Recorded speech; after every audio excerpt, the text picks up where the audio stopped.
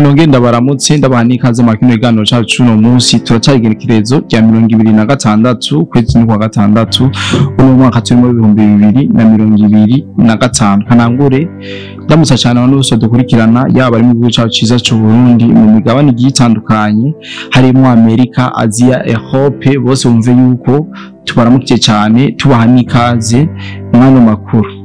Amakuru dufise nuvuga yuko ari amakuru make mugabo ari mu bintu byinshi cyane aho bona yuko nubu muri leta haranira intwaro rusangi ya Kongo ibintu bitoroshe na bukebwe aha dusimbire muri warungu neza na neza muri Marangiro kuhera mu gatondo kuno munsi niho abawazarendo canke ingabo za wazarendo zatangura kurasa ibirindiro bisanzwe biri mwo abagwanyi ba m23 aha muri warungu n'imigwano yabaye amasata ari make ndetse yashoboye gupfiramwo n'abantu batari bake haba ku ruhande rwa m23 ndetse n'abazarendo nayo amakuru dufise nuko yashoboye gutakaza. Amakuru dufise ntibaratubwira ibitigiri by'abashoboye gusiga ubuzima muri iyo migwano ariko turacyakora amatohoza yimbitse kugira ngo dushobore kumenya abahasize ubuzima mu mpande zose ndetse n'ibyashoboye kononekarira n'abandi gunyamba bahagwe tubabwira bona yuko abanyagihugu bakunda guhitanwa n'izi ntambara zigiye zitandukanye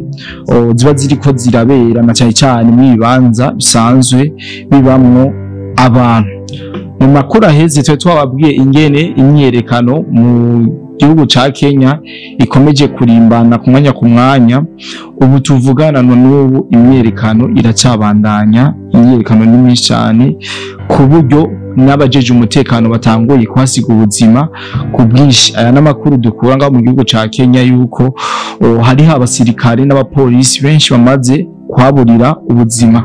Mbere turanafise n'ama video ku bantu bayakeneye bace batwandikira kugira ngo dushobore kubaronsa tubereke ingene umusirikare cyangwa umupolisi ariko arakubitwa ngaho mu gihugu ca Kenya kabisa. Bene igihugu biboneka yuko bariye karungu, abene igihugu basavuye ku rugero rukomeye ku buryo udashobora kubakura mu mabarabara ngo bemere kabisa. Ni ibintu biba bitoroshe na buke ibintu kabisa biteye ubwoba. Abantu benshi nicaye cyane abarundi basanzwe bakorerayo batekiwe n'ubwoba ariko kome nkaga conseil no habarundi bene wacu basanzwe babarizwa mu ico gihugu nuko abafise vyangombwa boguma bakora icyabajanye mu gihe babona yuko bariko barakorera umutekano hari ntibisuke mw'imyerekano nibisuke mw'imyigaragambyo y'abanyakenya.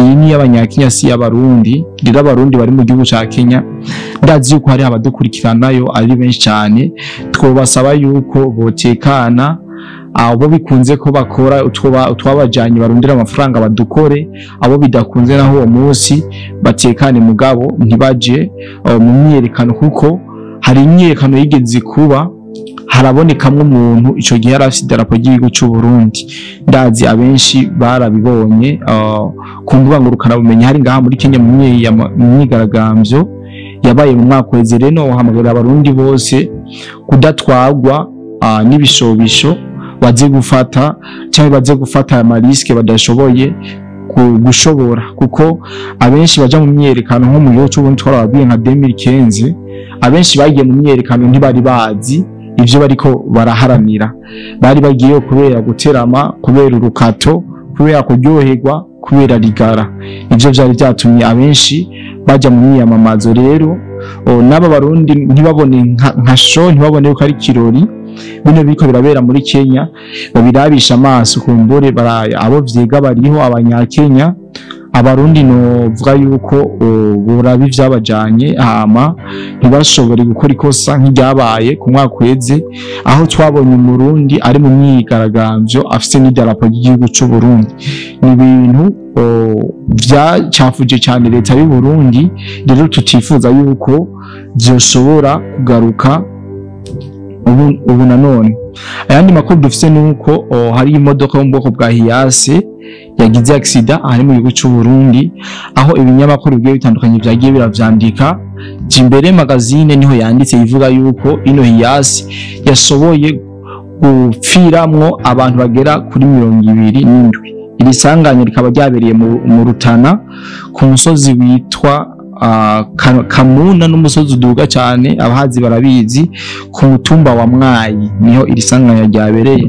Rero ibinyamakuru byinshi numva yuko byahurudutse mu gutanga ano makuru y'ibihuha, kuko ubu tuvugana imbere magazine imaze gutohoza igasanga ibitsigiri bababwiye bashoboye gupfiramwo, aho babandi badashakira neza Burundi canke bavuga ibi mezi nabi mu Burundi bari batanguye kuvuga yuko mu Burundi ariho honyene hiyasi rijamwe abantu 18 hari harimo abantu 27 ndazi bakurikirana imbuga ku bumenyi babonye bagenda bavyandika babona bagomba kwerekana yuko leta y'ubu ati ciriki iramara, ndetse banavuga yuko abapolisi aribo bariko baragira ibiturire bituma abantu bapakira abantu barenze mu modoka, barengereza ububasha imodoka ibifise bwo gupakira abantu. Amakuru dufise kugera ino saha nuko iryo tangazo cyangwa ayo makuru imbere magazine yanditse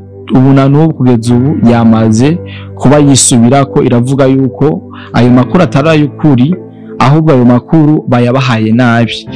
Birashika umuntu bakamuha inkuru nabi agaca yishikiriza, muga iyo yagishikije ndibaza yuko atakibazo na kimwe kiba kibirimo, kuko abayerekanye yuko yigaruye. Rero ibi yabishikirije ivuga yuko inyuma gukora amatohoza yimbitse yakozwe n'abajeje umutekano basanzwe bajejwe ivy'ibarabara, bamubwiye yuko ino hiyasi yagiye isanganya hano mu Rutana hapfiriyemwe abantu, harimwe abantu bagera kuri 17 bonyene, akaba ari nabo bashoboye kuhasiga ubuzima. Rero nidutwagwe n'ibishobisho kugira ngo tuze turashikiriza inkuru zitarizo.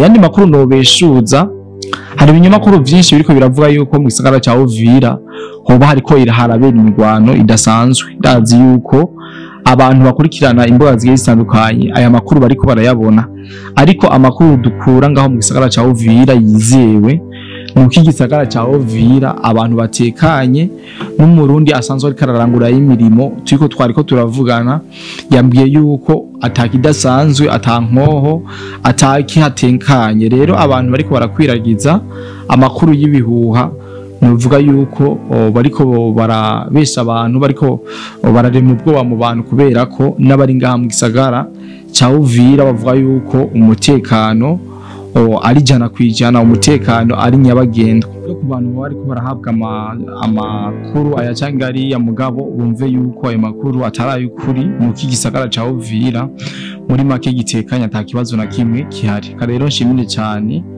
abantu bose twabanye makino kiganiro, nizere yuko bashoboye kubumvira bigezeho kano kanya, kandi ndabize yuko twongera guhurira no mu yindi camake yano makuru y'uno munsi. Turacyagerekezo rya 2026 turacari kumwe 5 kuri 5. Reka ndabifurize ibihe byiza abakunzi bose ba Info muri rusange, famille Info. Ndazi yuko mukomeza kumererwa neza, ndazi yuko mukomeza gushikirwa n'amakuru tubaha aho muri hose.